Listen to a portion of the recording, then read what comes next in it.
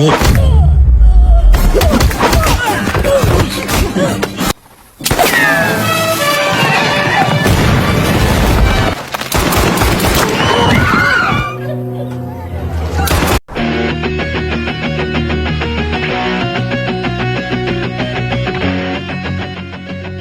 Film diawali dengan diperlihatkannya seorang pria yang bernama Johnny yang baru saja tiba di suatu tempat.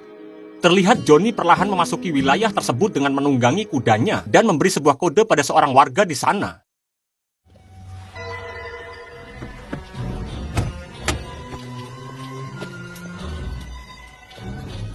Kemudian, Johnny yang berada di depan bank lalu mengecek selongsong peluru yang dia bawa dan bertuliskan nama Brad Clayton, dan Johnny berkata tidak akan lama lagi.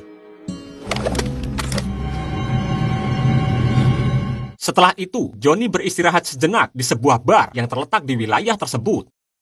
Kemudian, Johnny yang melihat dua orang Indian dihajar dan hendak diperasoi, dia pun langsung segera melawan orang yang mengganggu mereka dan menyelamatkan dua orang Indian itu.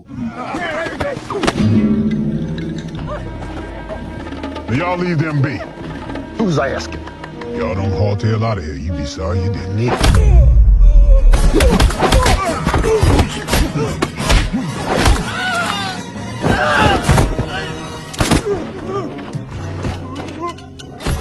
Para warga yang mendapati kalau sheriff terbaring tidak berdaya justru mengira bahwa sheriff itu telah mati akibat ditembak oleh Johnny. Ditambah lagi seorang pria berkumis datang dan ternyata mengetahui tentang Johnny. Karena ternyata Johnny adalah seorang buronan dengan harga yang tinggi, mau keadaan mati ataupun hidup. Kemudian Johnny yang kini berada di dalam sel tahanan pun dapat melepaskan kedua lengannya yang diborgol di hadapan para sheriff. Disitulah Johnny menjelaskan kalau kedatangannya ke wilayah itu hanya untuk menghentikan Brad Clayton, yang ternyata adalah seorang penjahat kelas paus yang akan membobol bank yang sebelumnya Johnny perhatikan. Benar saja, tidak lama kemudian, seorang warga melaporkan pada mereka kalau kelompok Brad berhasil merampok bank yang sebelumnya dimaksud oleh Johnny. Let's go. Setelah mereka pergi, Johnny mengeluarkan jam yang selalu dia bawa, yang di dalamnya terdapat foto mendiang ayahnya. Sorry, Paul. Kemudian, ke beberapa tahun yang lalu, tepatnya ketika Johnny masih kecil, terlihat jelas ayah dan ibu Johnny yang sedang melakukan pertunjukan di hadapan para warga yang dimana saat itu ayah Johnny berhasil membuat para warga terpukau atas skill kemampuan menembaknya. Oh boy.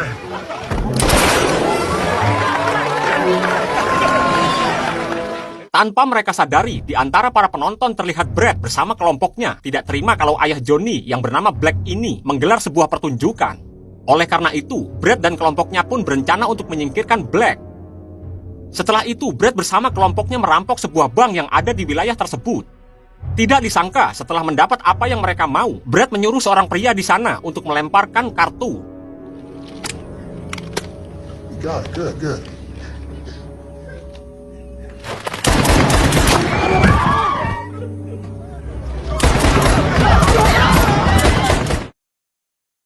Kembali ke masa sekarang, Johnny yang akan menjalani hukuman gantung diberi beberapa menit untuk menyampaikan pesan atau melakukan pengakuan dosa. Johnny yang tidak terlalu taat akan agama justru menyuruh Al Gojo di situ untuk segera bergegas mengeksekusinya.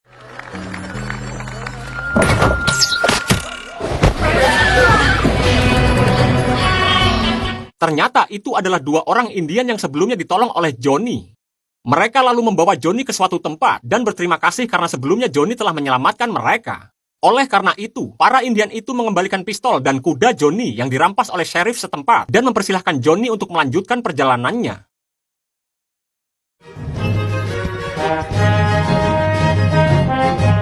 Ketika di tengah perjalanannya, Johnny bertemu dengan para sheriff yang masih mengejarnya dan berniat untuk kembali menangkap Johnny.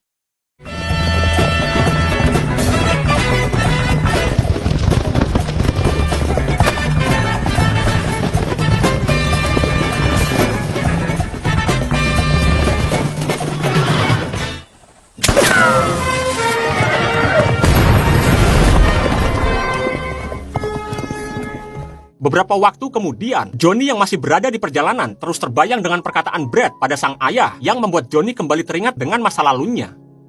Pada saat itu, Johnny dan para penduduk setempat sedang menyaksikan khutbah sang ayah yang juga merupakan pendeta. Di situ sang ayah memberi Johnny wejangan supaya saat besar nanti Johnny bisa menerima dan memaafkan kesalahan orang lain meskipun itu tidak bisa menebus apa yang telah diperbuatnya. Hingga saat mereka semua akan pulang, Brad bersama kelompoknya muncul dan menghadang mereka. Di situ Brad yang tidak terima kalau orang kulit hitam seperti Black lebih terkenal dan dicap sebagai seorang ahli senjata pun menantang Black untuk berduel. Namun Black yang sudah bertobat meminta maaf dan memohon pada Brad untuk melepaskan mereka. Meski begitu, Brad yang tidak peduli pun tetap mengangkat senjatanya saat Black memperlihatkan Holy Bible yang selalu dia bawa. Hingga secara tidak disangka, Brad menembak Black sampai mati di hadapan Johnny dan para warga. Itulah alasan Johnny sampai saat ini ingin menjunuh Brad demi bisa membalaskan dendam atas kematian ayahnya. Sesaat kemudian, ketika Johnny sedang mengambil air, karena perjalanan yang cukup jauh, kuda yang ditunggangi Johnny pun seketika pingsan. Johnny yang seorang diri pun mau tidak mau harus melanjutkan perjalanannya dengan berjalan kaki. Hingga setelah hampir 4 jam berjalan kaki, Johnny yang sudah tidak kuat pun terjatuh dan tidak sadarkan diri.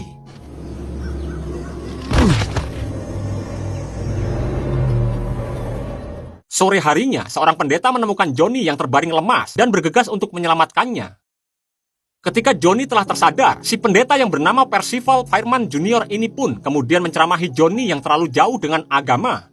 Karena menurut pengalaman dan pengetahuan Percy, Tuhan selalu menolong hambanya dalam bentuk apapun. Seperti sekarang, mereka sebenarnya telah ditakdirkan untuk bertemu satu sama lain. Percy yang tahu kalau Johnny adalah seorang buronan pun kemudian menyuruh Johnny untuk bertaubat. Percy juga menambahkan kalau dirinya sedang dalam perjalanan menuju wilayah Hot Spring, Oklahoma. Karena Percy akan menjadi pendeta di satu gereja kecil di sana setelah pendeta sebelumnya mendadak meninggal. Saat Percy akan pergi tidur, dia tidak sengaja meninggalkan sepucuk surat yang baru dia tulis untuk warga Hot Spring, sekaligus wanita idamannya yang bernama Bessie Lee. Johnny yang penasaran pun membaca isi surat itu, dan membuat Percy yang kesal langsung memukulnya. I feel we are destined to... Setelah itu, Percy memperlihatkan foto Bessie pada Johnny, dan mengatakan kalau wanita itu adalah wanita yang akan dia nikahi nanti setibanya di Hot Spring. Bessie's a fat woman, man. Keesokan harinya, ketika Percy dan Johnny akan melanjutkan perjalanan mereka, tiba-tiba muncul beberapa perompak Indian yang menyerang mereka dan membuat Percy mati.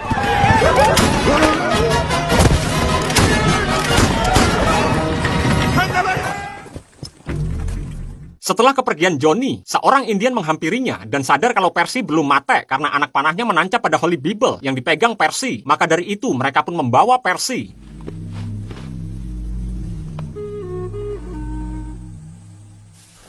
3 jam kemudian, Percy yang tersadar mendapati kalau wajahnya dicoret warna merah dengan seorang anak kepala suku yang sudah ada di sampingnya. Ternyata hari itu adalah hari di mana Percy akan dinikahkan dengan anak kepala suku yang sudah lama tidak mempunyai pasangan.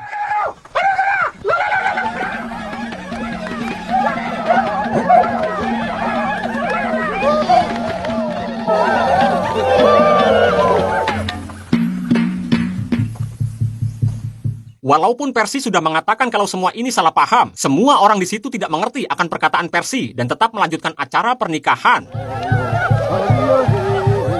Sementara itu, di sisi lain, Johnny yang menemukan baju milik Percy, dia pun mencukur jenggotnya agar identitasnya tidak ketahuan dan mengganti pakaiannya.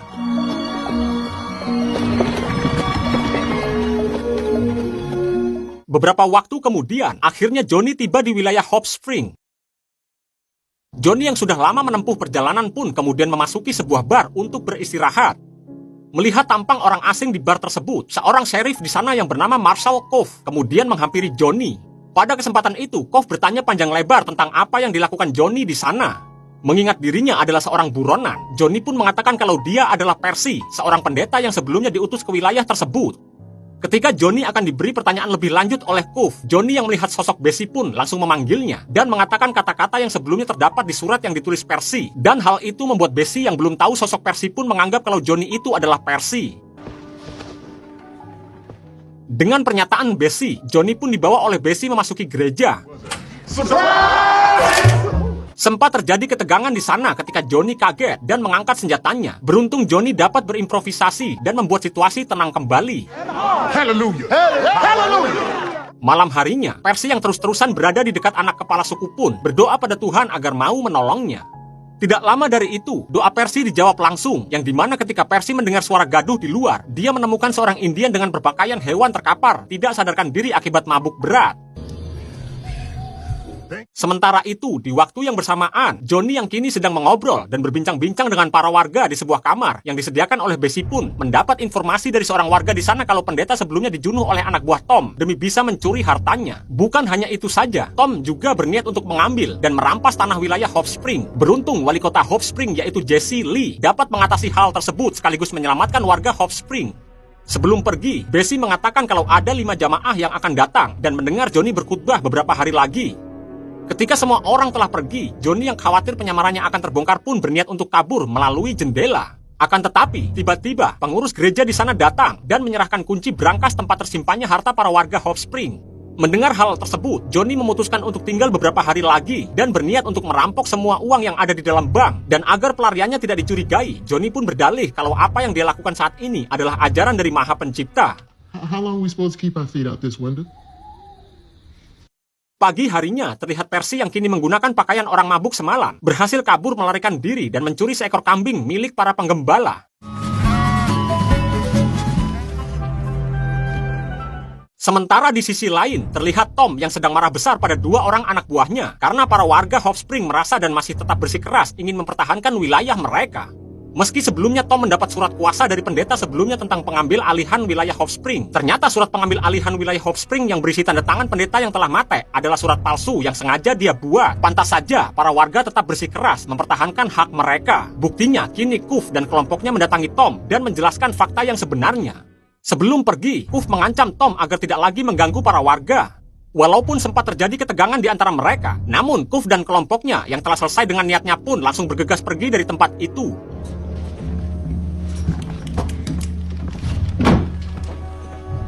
Setelah mereka semua pergi, Tom yang tidak terima pun langsung memerintahkan anak buahnya untuk membuat sebuah rencana demi bisa menculik Jesse. Tidak hanya itu saja, dia juga menyuruh anak buahnya menyewa jasa ahli senjata di sana yaitu Crackshot Bob agar bisa memancing Jesse keluar.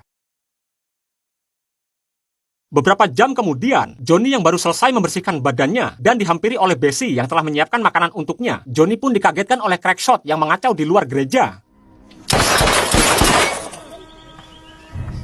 Ternyata Crackshot melakukan hal itu demi bisa bertemu dengan Jesse, sesuai perintah dari Tom. Johnny yang muak karena Kuf dan kelompoknya justru ketakutan hanya karena sosok Crackshot pun langsung memberi pelajaran padanya.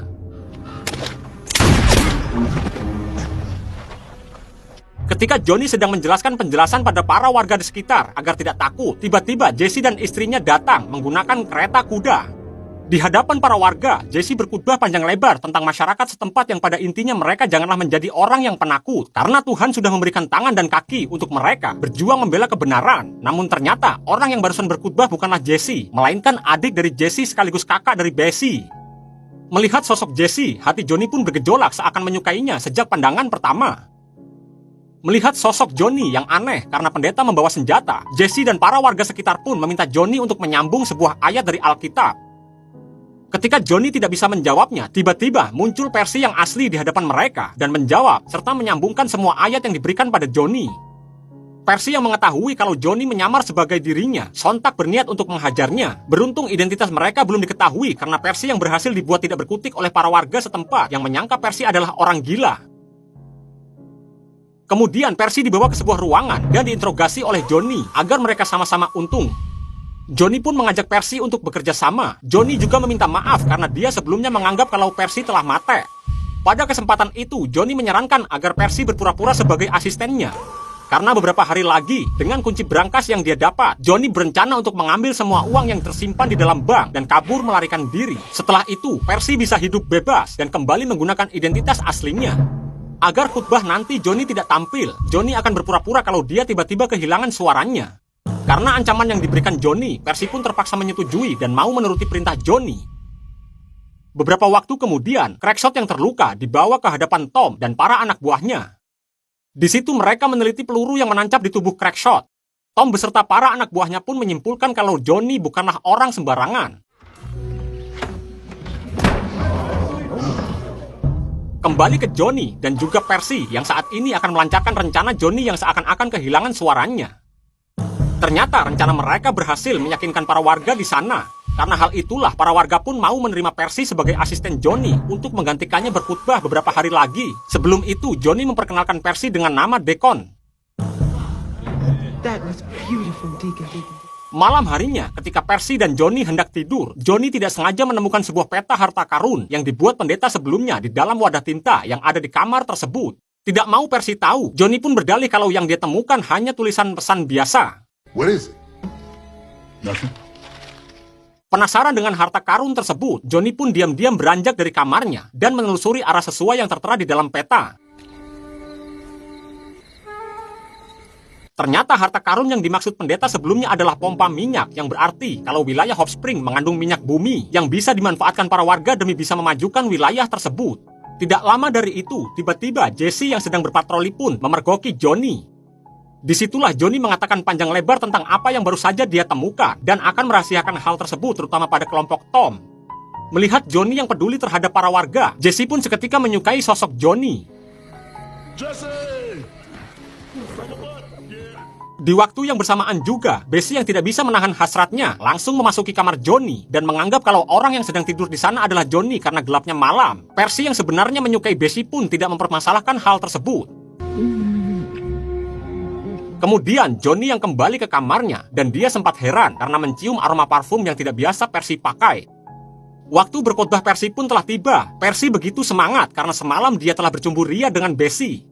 Tidak lama setelah keluarnya Percy, Bessie datang dan memberi semangat pada Johnny. Until tonight, then.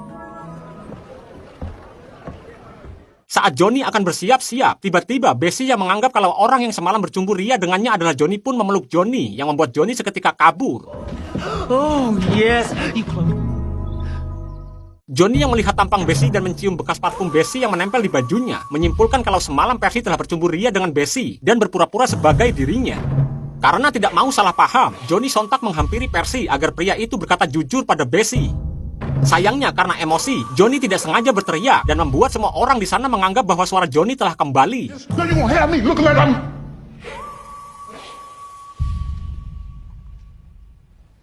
It's a miracle! Dengan terpaksa, Johnny yang sebenarnya tidak hafal ayat di dalam Alkitab pun mencoba untuk mengingat-ingat khotbah sang ayah beberapa tahun yang lalu. Siapa sangka cara itu mengingatkan Johnny dengan semua ucapan yang ayahnya ucapkan pada saat itu.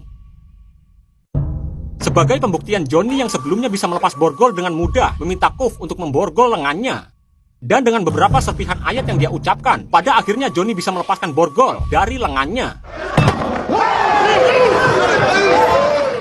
Selesai berkhotbah, Johnny dihampiri oleh Jesse dan Bessie yang menganggap kalau Johnny telah mempermainkan perasaan mereka. Walaupun Johnny sudah menjelaskan panjang lebar, namun mereka berdua tetap tidak percaya dan menyuruh Johnny untuk tidak lagi mendekati mereka. Di sisi lain, Tom yang sudah muak dengan Kuf dan Pat menyuruh anak buahnya untuk menyewa jasa kelompok Brad. Malam harinya, agar semua tidak salah paham, Johnny menghampiri Percy yang saat ini sedang mabuk berat di sebuah bar. Di situ, Johnny meminta Percy untuk menjelaskan tentang kebenaran mereka berdua pada Bessie dan juga Jesse. Sayangnya, Percy yang mabuk berat tidak dapat mencerna baik perkataan Johnny. Hingga akibatnya ketika Johnny akan pergi, Percy tidak sengaja membuat seorang pria di dekatnya emosi dan menimbulkan perkelahian. To do this!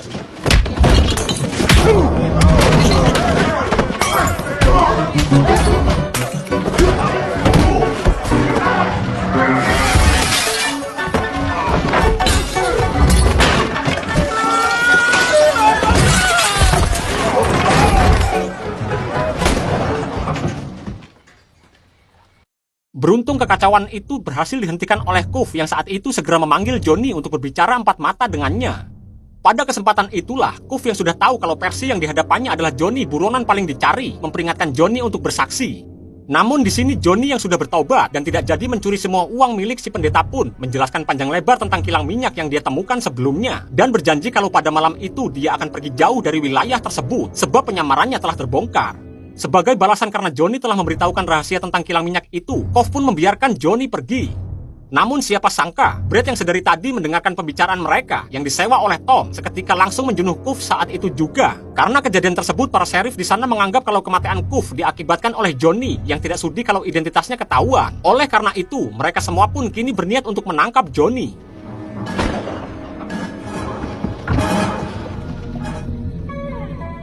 Setelah menyerahkan peta pada Jesse, Johnny pun pergi dari wilayah tersebut dan mengatakan kalau semua yang dia ucapkan tidak sepenuhnya bohong, terutama dengan perasaannya terhadap Jesse. Where are you going, preacher? I'm meeting up with my gang in Beaumont. I swear you're the most beautiful thing I ever did see.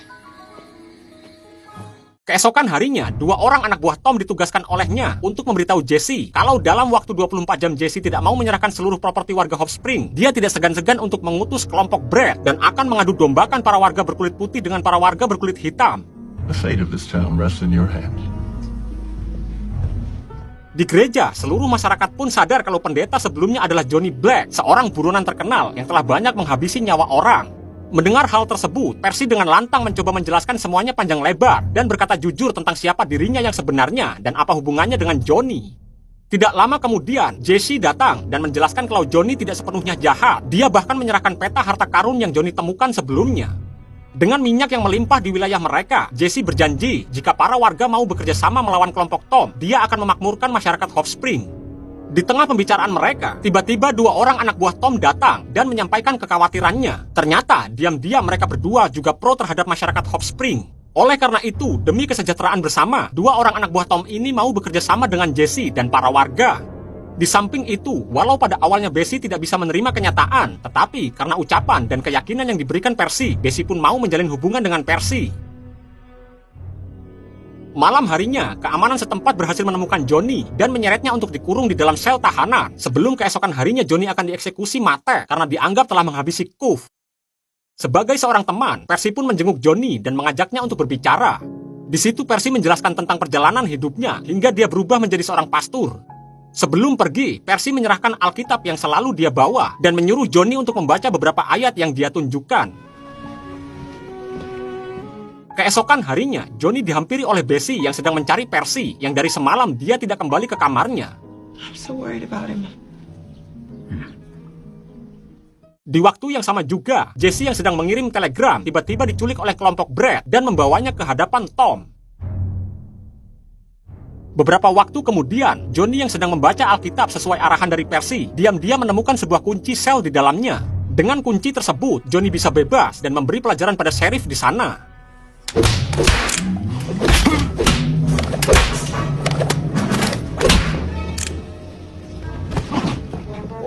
Get up.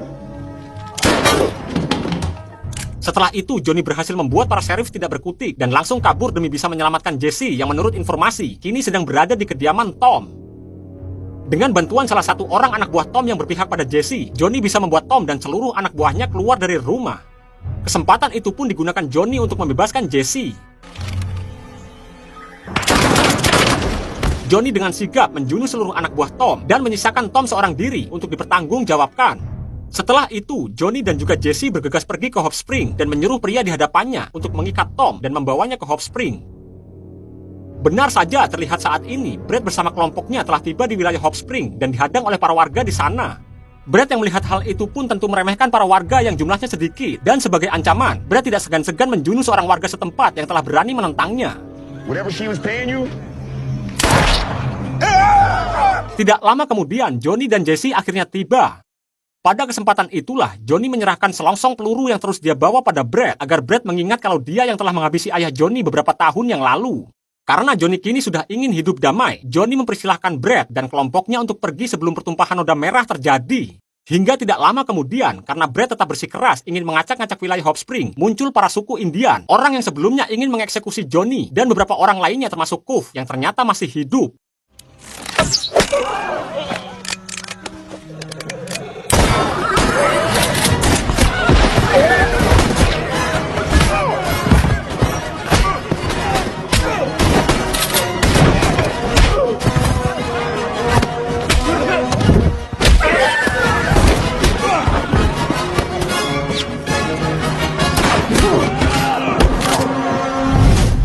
Saat hanya tersisa Brad seorang diri, Johnny melakukan hal yang sama seperti mendiang ayahnya dahulu ketika saling berhadapan dengan Brad.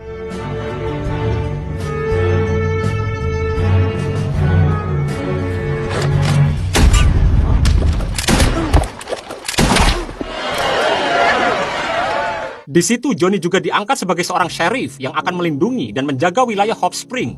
Karena kekuatan mereka bersama, Johnny mengizinkan setiap suku dan ras yang berbeda untuk tinggal bersama, hidup rukun, dan saling memajukan wilayah Hot Spring. Kemudian film pun berakhir.